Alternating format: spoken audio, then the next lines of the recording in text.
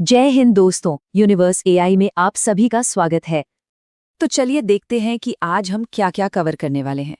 देखिए, किसी भी प्रतियोगी परीक्षा के लिए करंट अफेयर्स इन 3 मजबूत पिलर्स पर ही टिका होता है। पहला, जियोपॉलिटिक्स यानी दुनिया में क्या चल रहा है। दूसरा, इकोनॉमिक पॉलिसीज यानी हमारी आर्थिक नीतियां कैसे बदल रही हैं। और तीसरा, प्रमुख नियुक्तियां और सम्मान, मतलब कौन सी हस्तियां चर्चा में हैं। तो चलिए बिना देर किए शुरू करते हैं अपने पहले और सबसे जरूरी स्तंभ के साथ। चलिए शुरुआत करते हैं अर्थव्यवस्था से। ये वो सेक्शन है जहां से अक्सर सबसे ज्यादा विश्लेषणात्मक सवाल बनते हैं। हम भारत की आर्थिक सेहत और उन बड़े नीतिगत फैसलों को समझेंगे जिन्होंने देश को एक नई दिशा दी है। स्क्रीन पर जो ये आंकड़े दिख रहे हैं, ये सिर्फ नंबर्स नहीं हैं, ये हमारी अर्थव्यवस्था की पूरी कहानी बता रहे हैं।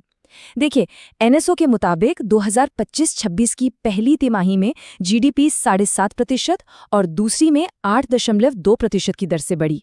ये एक बहुत ही अच्छा संकेत है जो दिखाता है कि आर्थिक गतिविधियां कितनी मजबूत हैं। अब नीतियों की बात करें तो 2005 के नरेगा से लेकर 2025 के विकसित भारत तक का जो ये सफर है, ये एक बहुत बड़े बदलाव का प्रतीक है जिस पर हम आगे और बात करेंगे। रेपो दर 5.5% है। ये वो दर है जिस पर आरबीआई बैंकों को लोन देता है। और बीमा क्षेत्र में एफडीआई की सीमा को 74% से बढ़ाकर सीधे 100% कर देना, ये सच में एक गेम चेंजर फैसला है। इसका मतलब ये है कि अब विदेशी कंपनियां भारत के बीमा बाजार में 100% निवेश कर सकती हैं, जिससे कंपटीशन बढ़ेगा और ग्राहकों को बेहतर विकल्प मिलेंगे। तो चलिए मनरेगा से विकसित भारत के इस बदलाव को थोड़ा और गहराई से समझते हैं। ये सिर्फ एक पॉलिसी का बदलाव नहीं है, ये ग्रामीण रोजगार को देखने के हमारे नजरिए में एक बड़ा बदलाव है। पहले मनरेगा में 100 दिन के रोजगार की गारंटी मिलती थी, जिसे अब विकसित भारत के तहत 125 दिन कर दिया गया है। पहले हाजिरी मैनुअल होती थी, जिसमें गड़बड़ी की काफी गुंजाइश थी, लेकिन अब एआई और बायोमेट्रिक के इस्तेमाल से पारदर्शिता आएगी। और मुझे लगता है सबसे बड़ा और प्रैक्टिकल बदलाव है किसानों के लिए 60 दिन का कृषि अवकाश, जो फसल कटाई बुआई के समय मिलेगा। इसके साथ ही जल सुरक्षा और ग्रामीण बुनियादी ढांचे जैसे क्षेत्रों पर फोकस करना इसे एक पूरी तरह से डेवलपमेंट की योजना बनाता है। अब बात करते हैं एक और ऐतिहासिक पहल की, देश की पहली डिजिटल जनगणना। इसका बजट देखिए, लगभग 11,718 करोड़ रुपए है। सोचिए ये डेटा कलेक्शन में कितनी बड़ी क्रांति लेकर आएगा। ये 2 फेज में होगी। पहला फेज अप्रैल से सितंबर 2026 तक मकानों की लिस्टिंग के लिए, और दूसरा फेज फरवरी 2027 में जनसंख्या की गिनती के लिए। सब कुछ सीएमएमएस यानी census management and monitoring system portal के जरिए मैनेज किया जाएगा, जो सटीकता और गति को कई गुना बढ़ा देगा। बर्फीले इलाकों के लिए एक अलग रेफरेंस डेट का होना ये भी दिखाता है कि योजना कितनी डिटेल्ड है। आर्थिक मोर्चे पर भारत की पकड़ ग्लोबल लेवल पर भी मजबूत हो रही है। 2025 में हुए ये 2 व्यापार समझौते इसका सीधा सबूत है। भारत ओमान CEPA यानी कॉम्प्रिहेंसिव इकोनॉमिक पार्टनरशिप एग्रीमेंट खाड़ी देशों के साथ हमारे संबंधों को एक नई ऊर्जा देगा। इसके तहत 99% प्रोडक्ट्स पर 0 ड्यूटी लगेगी, जिससे व्यापार करना बहुत आसान हो जाएगा। इसी तरह भारत न्यूजीलैंड समझौता हमें एक विकसित बाजार तक सीधी पहुंच देता है। इन समझौतों का रणनीतिक महत्व सिर्फ व्यापार के आंकड़े बढ़ाने तक ही नहीं है, बल्कि ये ग्लोबल सप्लाई चेन में भारत की स्थिति को भी मजबूत करते हैं। तो हमने अपनी आंतरिक आर्थिक नीतियों को तो समझ लिया है। अब चलिए देखते हैं कि भारत वैश्विक मंच पर खुद को कैसे स्थापित कर रहा है और दुनिया में कौन सी बड़ी घटनाएं हो रही हैं जो हमारे लिए मायने रखती हैं। ये स्लाइड हॉर्न ऑफ अफ्रीका में एक बहुत बड़े भू राजनीतिक बदलाव की ओर इशारा कर रही है। इजराइल का सोमालीलैंड को एक स्वतंत्र देश के रूप में मान्यता देना इस क्षेत्र के समीकरणों को पूरी तरह से बदल सकता है। आपको बता दूं, सोमालीलैंड ने 1991 में ही सोमालिया से आज़ादी की घोषणा कर दी थी, लेकिन उसे अब तक अंतर्राष्ट्रीय मान्यता नहीं मिली थी। ये घटना इस क्षेत्र में शक्ति संतुलन को प्रभावित कर सकती है और भारत के लिए भी इसके रणनीतिक मायने हो सकते हैं। चलिए अब कुछ और वैश्विक घटनाओं पर नजर डालते हैं। लोवी इंस्टीट्यूट के एशिया पावर इंडेक्स में भारत का 3रे स्थान पर होना ये बताता है कि एशिया में भारत एक बड़ी शक्ति के रूप में स्थापित हो चुका है। हमसे आगे सिर्फ अमेरिका और चीन है। वहीं दूसरी तरफ ऑस्ट्रेलिया का 16 साल से कम उम्र के बच्चों के लिए सोशल मीडिया पर बैन लगाने का विचार और जापान का दुनिया के सबसे बड़े न्यूक्लियर प्लांट को फिर से शुरू करना, ये दोनों ही घटनाएं डिजिटल सुरक्षा और ऊर्जा सुरक्षा जैसी ग्लोबल चुनौतियों को दिखाती हैं। चलिए अब अपने आखिरी खंड में चलते हैं, जहां हम उन लोगों, उन पुरस्कारों और उन वैज्ञानिक आविष्कारों के बारे में जानेंगे जिन्होंने 2025 में सुर्खियां बटोरी। और हाँ, ये खंड सीधे सीधे ऑब्जेक्टिव प्रश्नों के लिए बहुत जरूरी है। विज्ञान और तकनीक के क्षेत्र में भविष्य की कुछ झलकियां यहाँ पर हैं। रूस की अगले 10 सालों में चांद पर न्यूक्लियर पावर प्लांट लगाने की योजना अंतरिक्ष खोज के एक नई युग का संकेत दे रही है।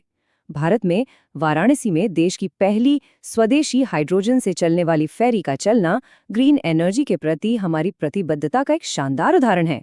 और टेलीकॉम में CNAP यानी कॉलर नेम प्रेजेंटेशन सिस्टम का लागू होना एक छोटा लेकिन बहुत जरूरी कदम है, जो स्पैम कॉल से निपटने और यूजर की सुरक्षा बढ़ाने में मदद करेगा। अब कुछ प्रमुख नियुक्तियों पर ध्यान देते हैं। राजकुमार गोयल का मुख्य सूचना आयुक्त यानी CIC बनना महत्वपूर्ण है, क्योंकि CIC सूचना के अधिकार कानून का संरक्षक होता है। इसी तरह विवेक चतुर्वेदी का CBDT का अध्यक्ष बनना देश की कर नीतियों के लिए मायने रखता है। अंतर्राष्ट्रीय स्तर पर आसिम मुनीर का पाकिस्तान का पहला चीफ ऑफ डिफेंस स्टाफ बनना वहां की सैन्य संरचना में एक बहुत बड़ा बदलाव है। ये सभी नियुक्तियां उन संस्थानों और देशों की भविष्य की दिशा को प्रभावित करेंगी।